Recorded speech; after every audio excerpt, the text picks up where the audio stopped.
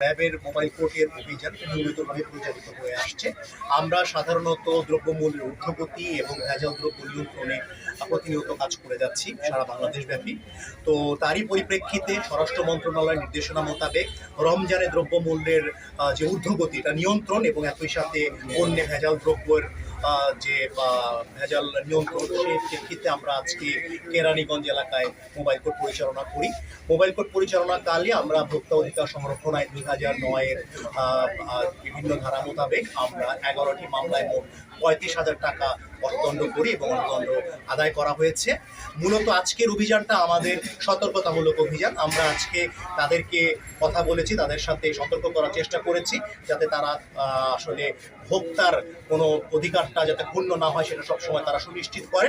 পরবর্তীতেও যদি তারা এই ধরনের অপরাধের পুনরাবৃত্তি ঘটান তাহলে আমরা আরও কঠোর পদক্ষেপে যাওয়ার পরিকল্পনা করেছি। ধন্যবাদ। আজকে কতগুলো দোকানে শাস্তির আওতায় 11টি মামলায় মোট 35,000 টাকা অর্থদণ্ড করেছি।